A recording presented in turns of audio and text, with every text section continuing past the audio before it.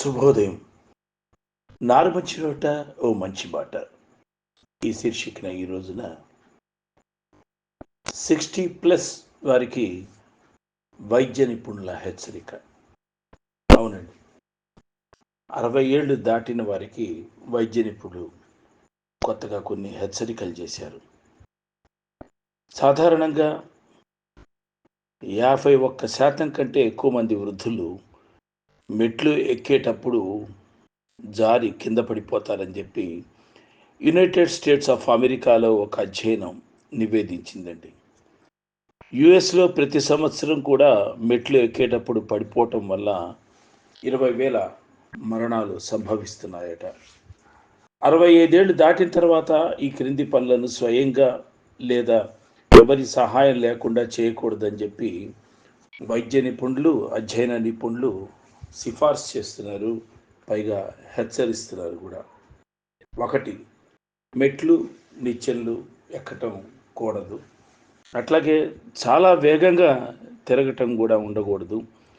మీ పాదాలపై వంగటం, అలాగే నిలబడి ప్యాంటు ధరించటం, కూర్చున్న స్థానం నుండి హఠాత్తుగా లేవటం, తర్వాత త్వరగా ఎడమ కుడి వైపు తిరగటం, అకస్మాత్తుగా వెనక్కి తగ్గటం, బరువైన వస్తువులను ఎత్తటానికి వంగటం, అకస్మాత్తుగా మంచం నుండి లేవటం, చాలా ఒత్తిడికి లోనవుతున్నారు.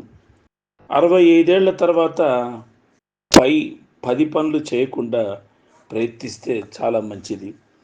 వృద్ధాప్యంలో వచ్చే 4 సాధారణ సమస్యలు ఏంటంటే, ఎవరికైనా సరే వృద్ధాప్యం రాగానే ఆహారం గొంతులో ఇరుక్కుపోవటం వల్ల ఉక్కిరి బిక్కిరి కావటం, ఆహారం తినేటప్పుడు జోకులేయటం కానీ మాట్లాడటం కానీ చేయకూడదు. ఆహారం తినేటప్పుడు ప్రశాంతంగా ఆహారం తినేదాని మీదే ధ్యాస పెట్టాలి, ప్రశాంతంగా తినాలి, ఏమి మాట్లాడకుండా తింటే చాలా మంచిది. తర్వాత తప్పు దిండును ఉపయోగించటం, దిండును కూడా రకరకాలుగా కాకుండా అప్ అండ్ డౌన్స్ దిండ్స్ పెట్టుకోవటం, కాళ్ళ దగ్గర దిండ్లు పెట్టుకోవటం, ఇట్లాంటివి ఉంటాయి అవి. అలాగే లెగ్ తిమ్మిరి ఎక్కువగా ఉంటుంది, లెగ్ అంతా కూడా. కాళ్ళలో జలధరింపు వస్తుంది. ఎలా సహాయం చేయాలి వీళ్ళందరికీ? తినేటప్పుడు ఊపిరి ఆగిపోవటం జరుగుతూ ఉంటుంది. మీరు మీ చేతులు పైకెత్తడం మాత్రమే అవసరం. మీ చేతులను మీ తల పైకి లేపటం వల్ల మీ గొంతులో ఇరుక్కున్న ఆహారం ఆటోమేటిక్గా కిందకి వెళ్ళిపోతుంది.